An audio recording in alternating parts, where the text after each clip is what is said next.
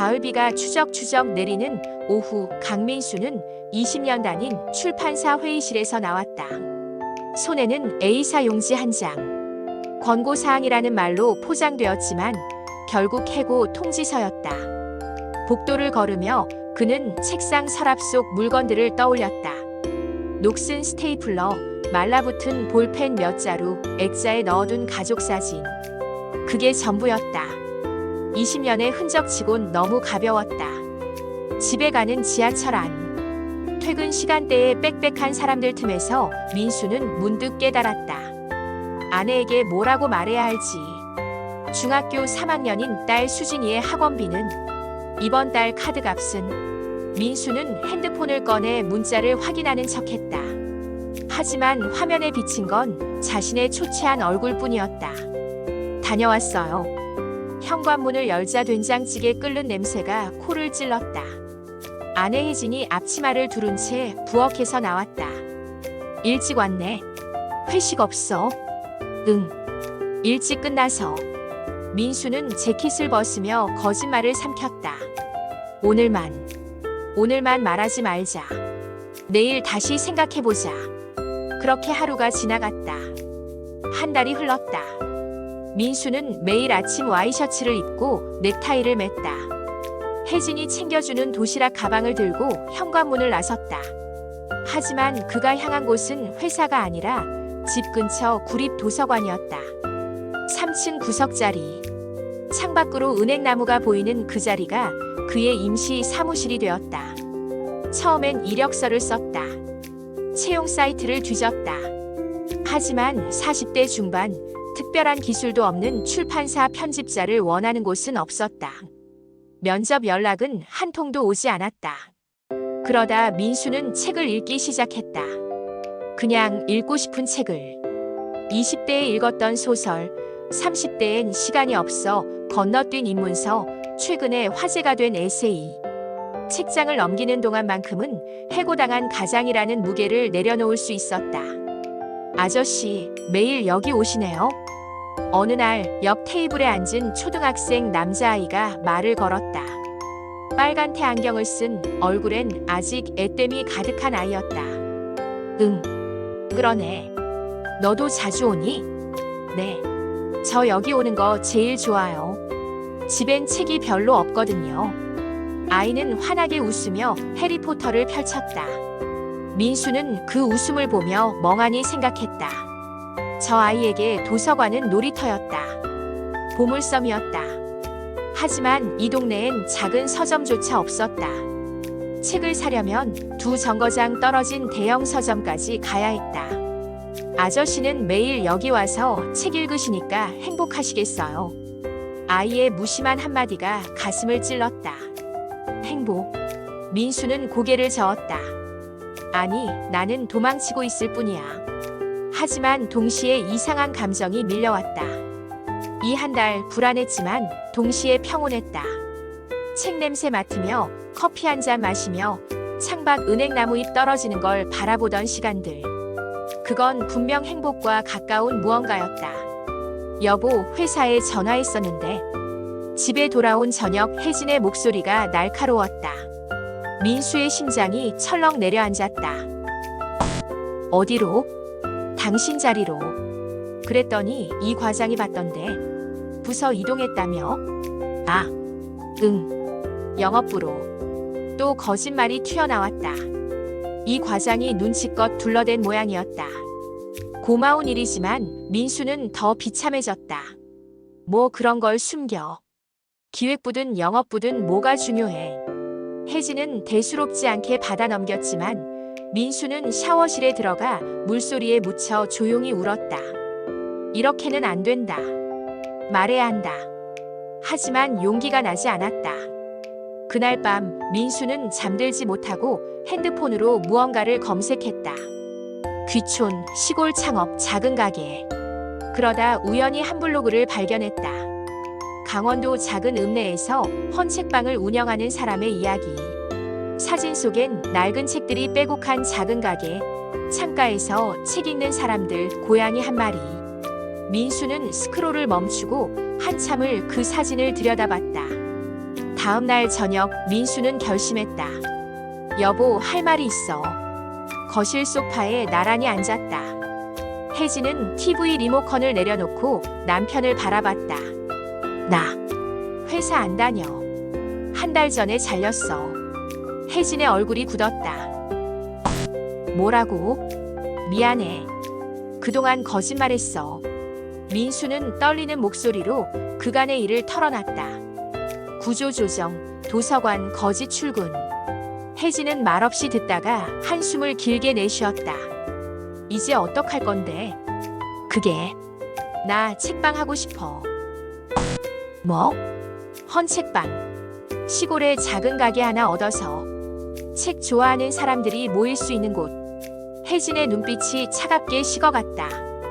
당신 지금 제정신이야? 수진이는 내년에 고등학교 가는데 당장 이번 달 학원비는 어떻게 내고 퇴직금 나오면 퇴직금으로 뭘 해? 그걸로 당신 장난질하라고 20년 일한 거야. 혜진의 목소리가 높아졌다. 민수는 고개를 숙였다. 나도 알아. 무책임한 거. 하지만 여보, 나 진짜 이대로는 못 살 것 같아. 회사 다닐 땐 몰랐어. 내가 뭘 좋아하는지, 뭘 하고 싶은지. 그냥 월급 받아다 쓰고 주말엔 쓰러지고. 그게 전부였어. 그게 가장이잖아. 가장은 원래 그런 거라고.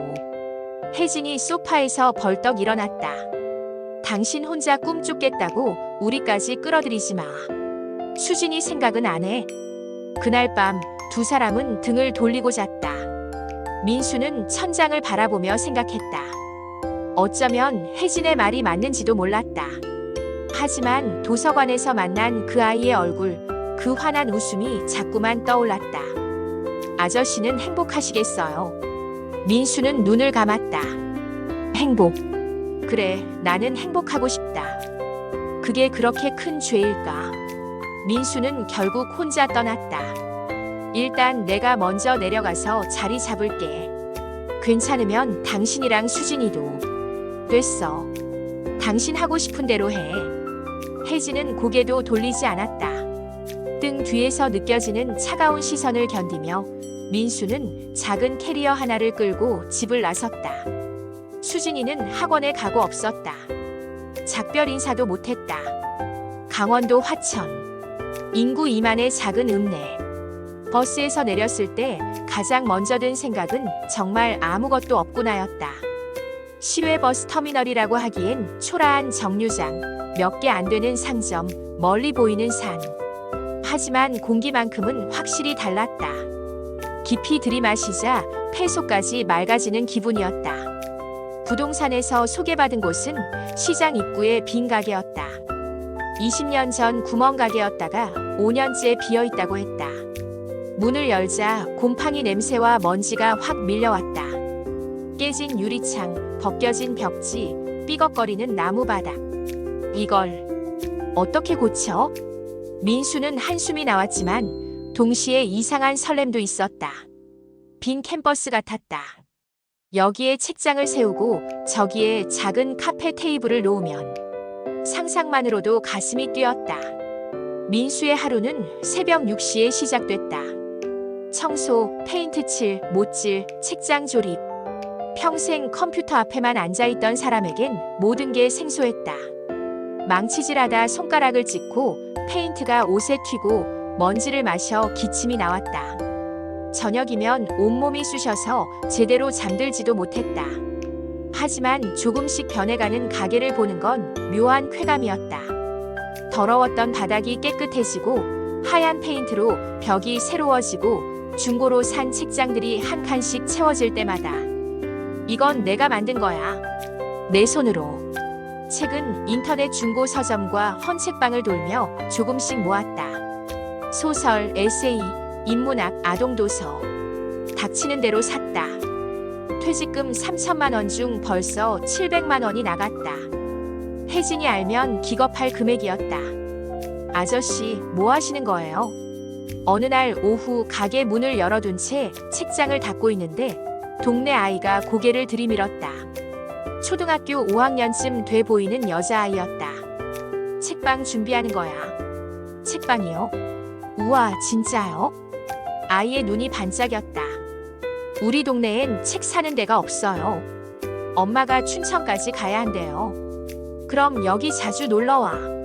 조금만 기다려. 곧 오픈할 거야. 아이는 신이 나서 뛰어갔다. 민수는 그 뒷모습을 보며 웃었다. 그래, 이런 거지. 내가 하고 싶었던 게. 일주일에 한 번 민수는 서울에 올라갔다. 토요일 아침 첫 차를 타고 가면 점심쯤 집에 도착했다. 하지만 혜진은 여전히 차갑기만 했다. 밥 먹어. 응. 빨래 모아둔 거 가져가. 그래. 대화는 거기까지였다. 혜진은 민수와 눈도 마주치지 않았다. 식탁에 차려진 반찬들은 정성스러웠지만 함께 먹지는 않았다. 혜진은 방에서 수진이 과외 학생들 시험지를 채점했다. 논술 과외. 많이 힘들어? 당신이 걱정할 일 아니야. 내 밥값은 내가 벌어. 날카로운 말이 가슴에 박혔다. 수진이는 더 말이 없었다. 학원 갔다가 늦게 들어오면 인사만 하고 방문을 닫았다. 민수가 말을 걸어도 응, 아니 같은 짧은 대답뿐이었다. 수진아, 아빠, 나 숙제 많아. 나중에 얘기해. 일요일 저녁 다시 화천으로 돌아가는 버스 안. 민수는 창밖을 보며 눈물을 삼켰다. 내가 잘하는 걸까? 혹시 정말 이기적인 선택을 한 건 아닐까? 한 달이 더 지났다. 가게는 거의 완성되어 갔다. 벽면을 가득 채운 책장, 창가에 작은 테이블 3개, 한쪽 구석엔 아이들을 위한 그림책 코너. 손으로 쓴 작은 메모들도 책꽂이 곳곳에 꽂아두었다. 이 책은 비 오는 날 읽으세요. 실연했을 때 추천합니다. 중학생 딸과 대화가 안 통하는 아빠에게 마지막 메모는 쓰면서 코끝이 찡했다. 그날 오후 예상치 못한 손님이 찾아왔다. 여기가 새로 생긴다는 책방입니까? 70대로 보이는 할머니였다. 깔끔한 옷차림에 두툼한 가방을 들고 계셨다. 아, 네. 아직 오픈 전인데요. 괜찮으면 잠깐 들어가 봐도 될까요? 할머니는 천천히 가게 안을 둘러봤다. 책장을 쓰다듬고 책 제목들을 하나하나 읽으며 작은 한숨을 내쉬었다.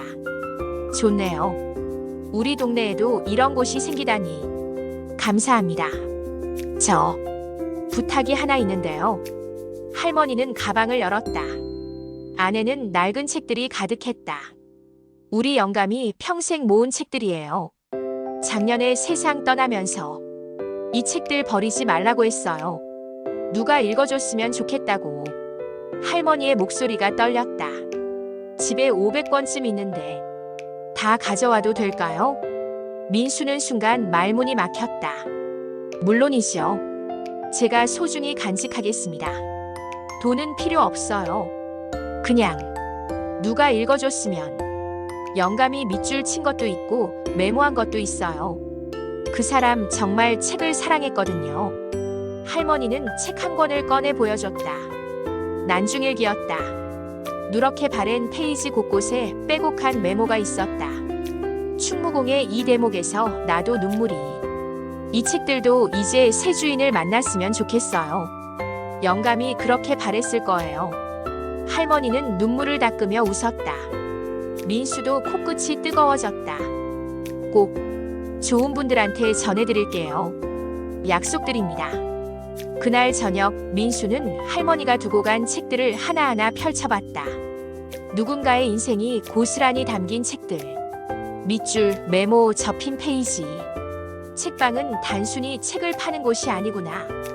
이건 사람과 사람을 잇는 곳이구나. 민수는 책을 가슴에 안고 조용히 중얼거렸다. 제가 잘 지킬게요. 당신의 이 사랑을. 하지만 서울의 냉기는 더 차가워져만 갔다. 퇴직금 얼마나 썼어? 어느 토요일 혜진이 처음으로 민수에게 물었다. 한 1000만 원 정도. 거짓말 하지 마. 통장 확인했어. 1500이야. 혜진의 목소리는 차갑게 가라앉아 있었다. 수진이 대학 갈 돈인데 당신 혼자 다 쓸 거야? 아니야. 조금만 더 있으면 장사 시작할 수 있어. 그럼 벌어서 뭘 해? 시골 헌책방이 얼마나 벌겠어. 혜진은 한숨을 쉬며 고개를 저었다. 당신 지금 장난하는 거야. 수진이 생각은 안 해? 당연히 생각하지. 그래서 더 열심히. 됐어. 말해봤자 소용없어. 혜진은 방으로 들어가 문을 닫았다. 민수는 거실 소파에 혼자 앉아 창밖을 바라봤다. 서울의 밤은 너무 밝았다. 별 하나 보이지 않았다. 핸드폰이 울렸다. 화천 부동산 아저씨였다. 사장님, 간판업자가 견적 보냈어요. 확인해보세요. 민수는 견적서를 열어봤다. 우리 책방 간판 제작비 80만 원. 비싸다고 생각했지만 입가에 미소가 번졌다. 우리 책방. 맞아. 우리 책방이야. 언젠가는 혜진이랑 수진이도 여기가 우리 집이 될 거야. 민수는 주문 버튼을 눌렀다. 수진아, 엄마 주말에 화천 다녀올게. 응? 왜? 그냥 아빠가 어떻게 사는지 좀 봐야 할 것 같아서. 혜진은 딸에게 대수롭지 않게 말했지만 사실은 며칠 밤을 고민한 끝의 결정이었다. 지난주 민수가 올라왔을 때의 모습이 자꾸 눈에 밟혔다. 손에 박힌 굳은 살, 햇볕에 그을린 얼굴, 그리고 그 속에서도 빛나던 눈빛. 당신도 한번 내려와봐. 정말 좋은 곳이야. 민수는 떠나기 전 그렇게 말했다. 혜진은 무시했지만 마음 한구석이 계속 불편했다.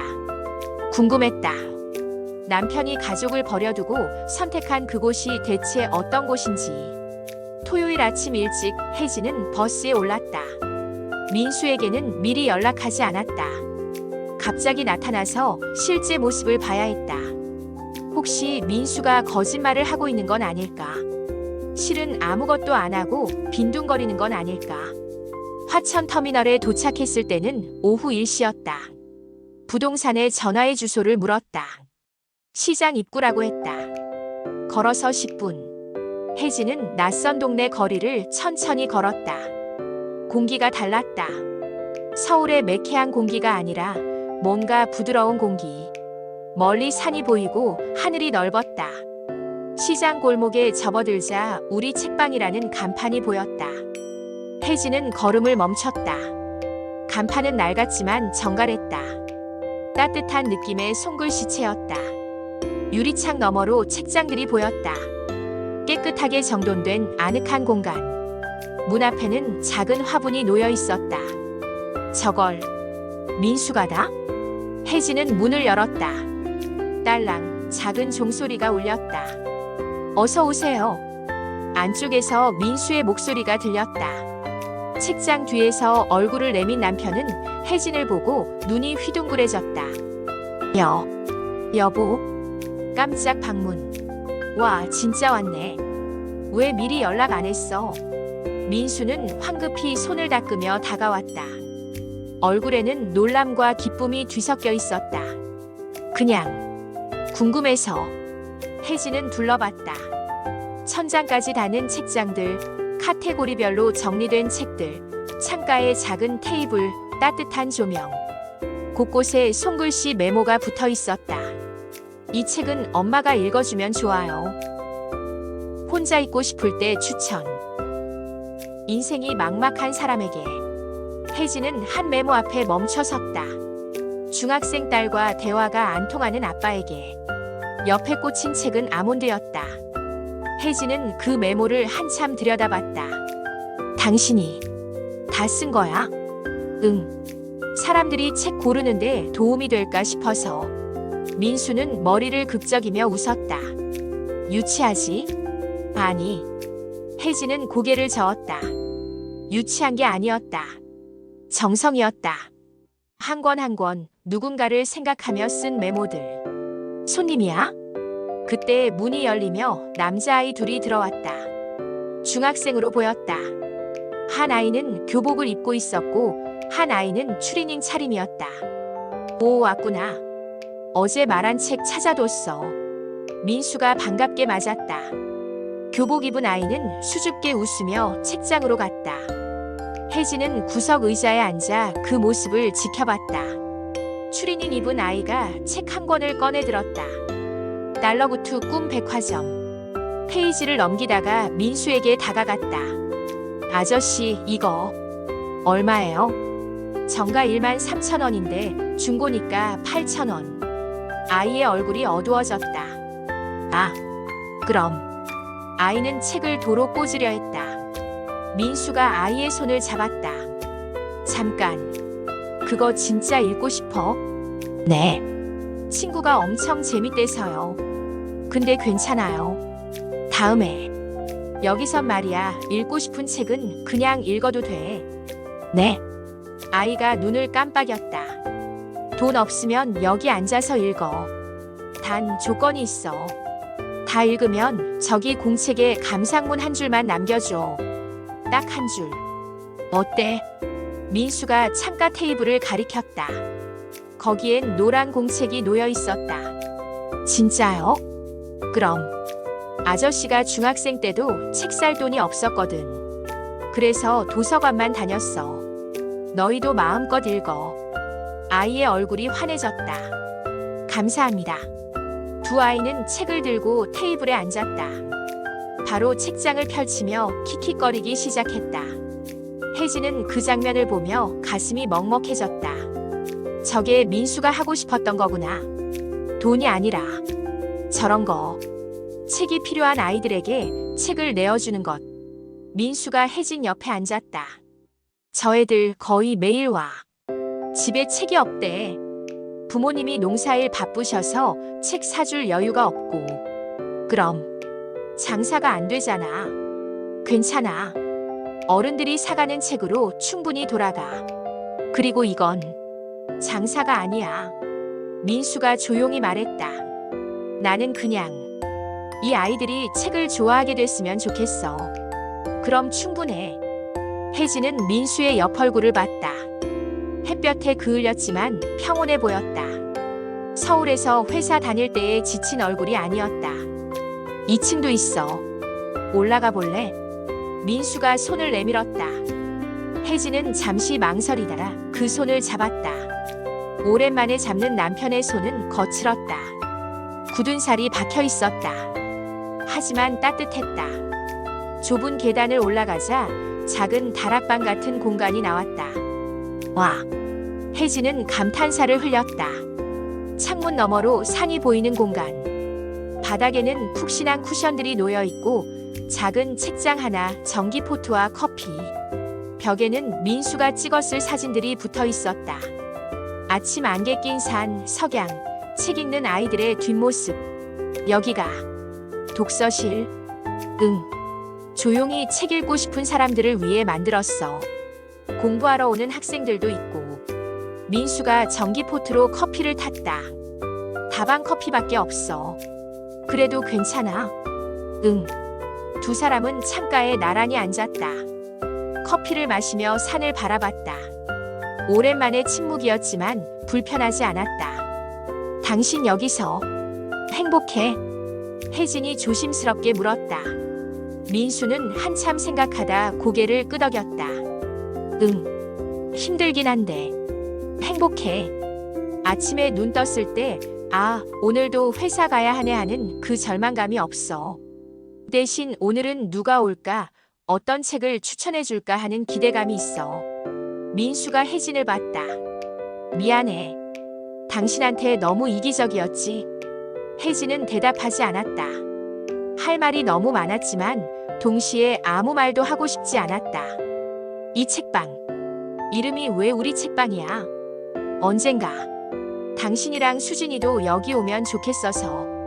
우리 가족의 책방. 그리고 이 동네 사람들의 책방. 우리 모두의 책방. 민수의 목소리가 떨렸다. 너무 욕심인 거 알아. 근데 나 정말 당신들이랑 여기서 살고 싶어.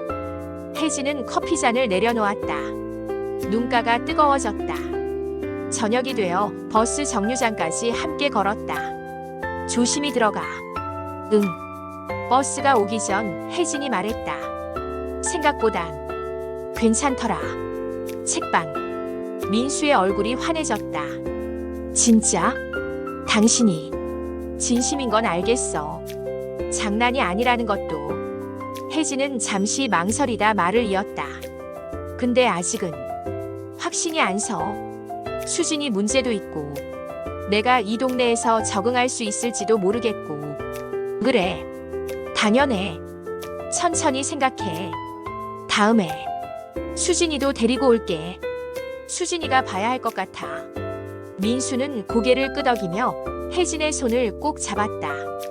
버스가 떠나고 민수는 한참을 그 자리에 서 있었다. 별이 쏟아질 것 같은 밤하늘. 서울에서는 볼 수 없는 별들.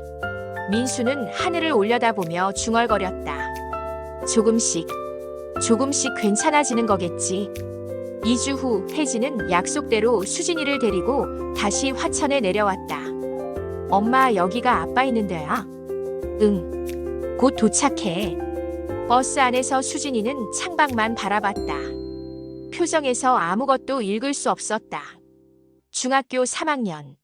사춘기 한가운데의 딸은 요즘 부모와 대화를 거의 하지 않았다. 학원, 학교, 방. 그게 전부였다. 수진이는 뭘 생각하고 있을까? 혜진은 딸의 옆 얼굴을 훔쳐봤다.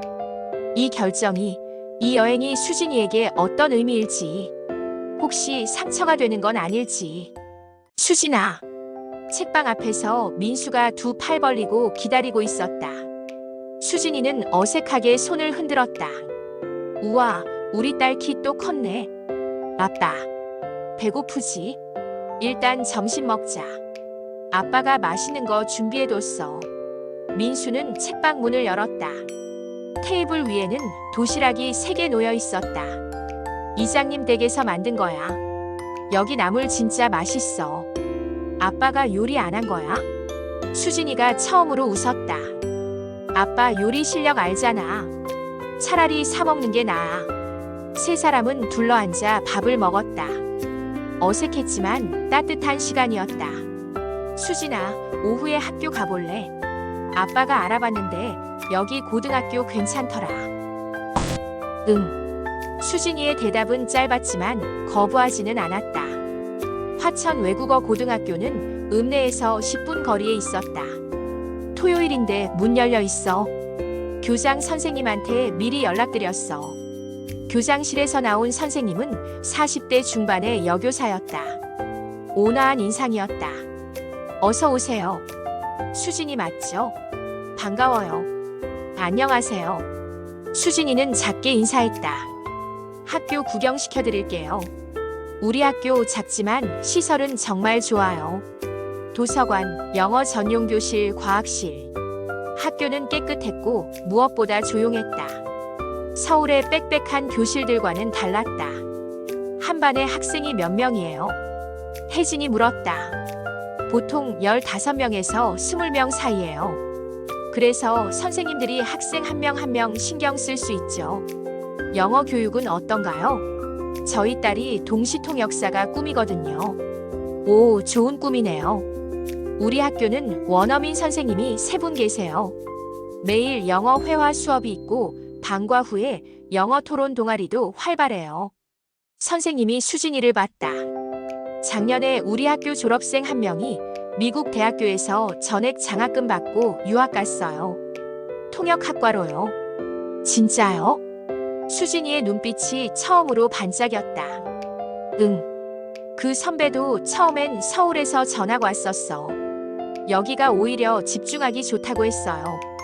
학교를 나와 읍내 도서관에 들렀다. 작지만 아늑한 도서관이었다. 서울의 대형 도서관처럼 화려하지는 않았지만 창밖으로 보이는 산 풍경이 그림 같았다. 여기 자리 좋다. 수진이가 창가 자리에 앉으며 중얼거렸다. 공부하기 딱이지. 아빠도 가끔 여기 와. 아빠가 무슨 공부를 해? 책방 공부. 어떤 책이 요즘 인기인지, 청소년들은 뭘 좋아하는지. 민수가 웃으며 대답했다. 도서관 사서가 다가왔다. 어머, 책방 사장님. 오늘은 가족분들이랑 오셨네요. 네. 제 딸이에요. 안녕하세요. 혹시 중학생이죠? 여기 청소년 코너 책들 진짜 좋아요.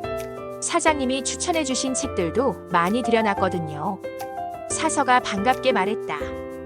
혜진은 그 모습을 보며 생각했다. 민수가 이 동네에 뿌리를 내리고 있구나. 사람들과 관계를 맺고 있구나. 저녁 무렵 책방으로 돌아왔다. 오늘 여기서 작은 행사가 있어. 같이 있다가도 돼? 무슨 행사? 동네 분이 시집을 냈거든. 출판 기념으로 북토크 하기로 했어. 7시쯤 되자 사람들이 하나둘 모여들기 시작했다. 동네 주민들, 학생들, 선생님들. 좁은 책방이 금세 가득 찼다. 자리가 부족한데. 혜진이 걱정하자 사람들은 웃으며 바닥에 앉았다. 누군가는 쿠션을 가져왔고 누군가는 돗자리를 깔았다. 마치 소풍 같은 분위기였다. 안녕하세요. 오늘 이렇게 와주셔서 감사합니다. 60대 할머니가 앞에 섰다. 손에는 얇은 시집이 들려 있었다. 산 넘어 산이라는 제목이었다. 평생 농사짓고 살았는데 환갑 넘어 시를 쓰기 시작했어요. 책방 사장님이 용기를 주셨죠. 할머니가 민수를 보며 웃었다. 제 시 한 편 읽어드릴게요. 할머니의 목소리가 울려 퍼졌다. 산 넘어 또 산이라 했지만 걸어보니 산마다 다른 꽃이 피었네. 힘들다고 멈춰 섰다면이 꽃들을 볼 수 없었을 텐데. 수진이는 조용히 듣고 있었다. 혜진은 딸의 손을 잡았다. 수진이는 손을 빼지 않았다. 박수가 터져 나왔다. 할머니는 눈물을 닦으며 인사했다. 이 책방이 생기고 나서 우리 동네가 달라졌어요. 책을 읽고 이야기를 나누고 이런 게 문화구나 싶었어요. 행사가 끝나고 사람들이 하나둘 돌아갔다. 수진이는 책장 사이를 천천히 걸었다. 엄마, 이거 봐. 수진이가 책 한 권을 꺼내 들었다. 소공녀. 낡은 표지의 오래된 책이었다. 이 책, 엄마 어렸을 때 읽었던 거 아냐? 혜진이 다가와 책을 받아들었다. 속표지에는 1992년 발행이라고 적혀 있었다. 맞다. 내가 초등학교 때 읽었던 책이랑 똑같네. 혜진은 페이지를 넘겼다. 아직도 기억났다. 엄마가 사주신 생일 선물. 그 책을 읽고 국어를 좋아하게 됐고 국문과에 갔고 엄마가 이 책 읽고 국문과 갔었어. 진짜? 응. 이 책에 나오는 주인공이 너무 좋았거든. 힘들어도 책 읽는 걸 포기하지 않는 아이. 나도 그렇게 살고 싶었어. 혜진의 목소리가 떨렸다. 그런데 내가 언제부터 책을 멀리했을까? 수진이 낳고 살림하고 바쁘다는 핑계로. 민수가 옆에서 조용히 말했다. 여기 있으면 다시 시작할 수 있어. 당신이 좋아했던 것들. 혜진은 책을 가슴에 안았다. 눈물이 났다. 밤 세 사람은 책방 2층에 나란히 앉아 창밖을 봤다. 별이 쏟아질 것 같았다. 서울에서는 절대 볼 수 없는 별들. 예쁘다. 수진이가 중얼거렸다. 그치? 아빠 여기 처음 왔을 때 깜짝 놀랐어. 한참의 침묵 후 수진이가 입을 열었다. 엄마, 나 여기 와도 될 것 같아. 응? 서울에선 숨 막혀. 애들이랑 맨날 경쟁하고 학원 뺑뺑이 돌고. 근데 여기는 조용해. 공부도 더 잘 될 것 같아. 수진이가 부모를 번갈아 봤다. 그리고 아빠가 여기서 행복해 보여. 우리 가족이 다 행복한 게 더 중요한 거 아니야? 혜진은 딸을 꼭 안았다. 고마워, 수진아. 민수도 두 사람을 안았다. 세 사람은 한참을 그렇게 있었다. 그럼 이사하는 거야? 수진이가 물었다. 혜진이 고개를 끄덕였다. 응. 천천히 준비하자. 이번 학기 끝나고 나 여기서 영어 열심히 해서 정말 통역사 될 거야. 그래. 엄마가 도와줄게. 엄마도 여기서 하고 싶은 거 다시 찾아볼게. 민수가 두 사람의 손을 잡았다. 여기가 우리 집이야. 우리 책방. 응. 우리 집. 혜진도 웃으며 대답했다. 별빛 아래 세 사람은 새로운 시작을 약속했다. 봄이었다. 책방 앞 작은 화단에는 개나리가 피어났고 창가로 들어오는 햇살은 부드러웠다. 달력을 보니 4월 15일. 정확히 1년 전 우리 책방이 문을 연 날이었다. 엄마, 케이크 왔어. 수진이가 상자를 들고 들어왔다. 고등학교 1학년이 된 딸은 키가 훌쩍 컸다. 얼굴엔 건강한 혈색이 돌았다. 어머, 예쁘다. 빵집 아주머니가 정성 들이셨네. 혜진이 상자를 열었다. 하얀 크림 위에 우리 책방 1주년 축하합니다라고 초록색 글씨가 적혀 있었다. 오늘 사람 많이 올까? 당연하지. 동네 분들 다 온다고 했잖아. 민수가 의자들을 정리하며 대답했다. 얼굴엔 긴장과 설렘이 교차했다. 1년이었다. 짧다면 짧고 길다면 긴 시간. 혜진은 창밖을 보며 그 시간들을 떠올렸다. 작년 겨울 서울 집을 정리하고 화천으로 이사 왔을 때가 생생했다. 트럭에 실린 짐들, 낯선 집, 추운 날씨. 처음엔 모든 게 불편했다. 마트가 멀고 택배가 늦고 아는 사람이 없었다. 밤이면 후회가 밀려왔다. 내가 왜 이 선택을 했을까? 하지만 조금씩, 아주 조금씩 변해갔다. 동네 아주머니들이 김장김치를 나눠주고 이장님이 쌀을 한 포대 가져다주고 수진이는 학교 친구들을 데려와 2층에서 공부했다.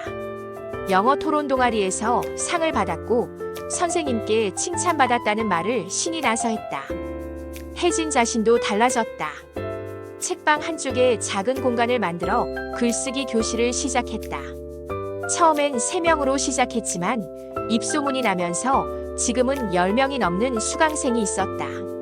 중학생부터 60대 할머니까지 모두가 자기 이야기를 쓰고 싶어 했다. 선생님, 저 오늘 에세이 다 썼어요. 할머니, 정말요? 제가 읽어봐도 될까요? 그 시간들이 행복했다. 누군가의 이야기를 듣고 함께 웃고 울고. 이게 내가 하고 싶었던 일이구나. 오후 3시 행사가 시작됐다. 책방은 사람들로 북적였다. 동네 주민들, 학생들, 교사들.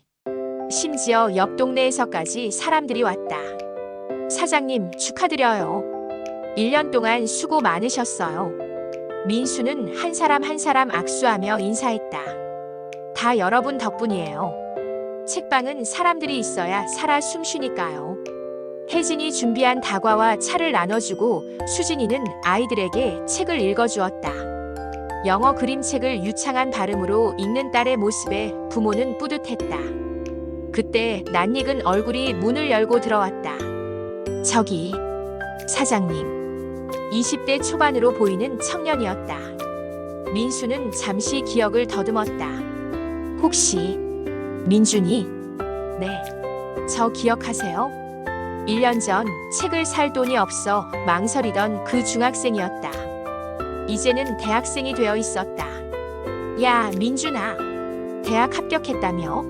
축하한다. 감사합니다. 그거 다 여기서 책 읽은 덕분이에요.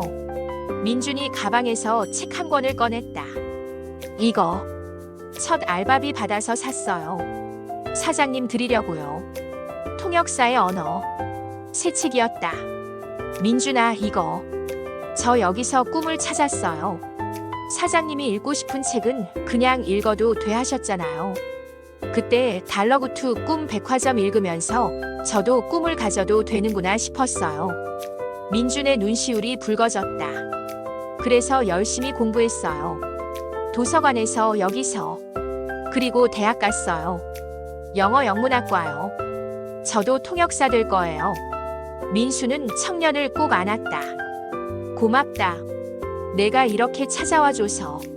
아니에요. 제가 더 감사하죠. 민준이 책을 책장에 꽂았다. 그리고 옆에 손글씨 메모를 붙였다. 이 책은 꿈을 찾는 청소년에게. 저녁 무렵 행사가 끝나고 사람들이 돌아갔다. 정리를 하는데 마지막 손님 한 명이 들어왔다. 민수야. 이 과장님? 서울 출판사 동료였다. 양복 대신 캐주얼한 옷을 입은 그는 어색하게 웃었다. 축하한다. 소식 듣고 한번 와봤어. 어떻게 여기까지? 블로그 보고 너 책방 이야기 올리더라. 궁금해서. 이 과장은 책방을 둘러봤다. 부럽다 진짜. 나도 회사 때려치우고 싶은데. 하, 그러지 마. 거긴 거기 나름대로. 아냐. 너 선택 잘했어. 얼굴 좋아 보인다. 이 과장이 진심으로 말했다. 나도 뭔가 내 삶을 살고 싶다는 생각이 요즘 자꾸 들어. 너 보니까 확신이 드네. 두 사람은 오래 이야기를 나눴다. 서울 이야기, 회사 이야기, 그리고 삶에 대한 이야기. 밤 책방 불을 끄고 집으로 걸어가는 길. 세 사람은 손을 잡고 걸었다. 하늘엔 별이 가득했다. 엄마, 나 오늘 진짜 행복했어. 수진이가 말했다. 민준이 오빠 봤어? 멋있더라. 나도 꼭 저렇게 될 거야. 그래. 너도 충분히 할 수 있어. 혜진이 딸의 머리를 쓰다듬었다. 여보. 민수가 아내를 불렀다. 고마워. 나 따라와줘서. 나도 고마워. 나한테 새로운 삶을 보여줘서. 혜진이 남편의 손을 꼭 잡았다. 우리 잘하고 있는 거 맞지? 응.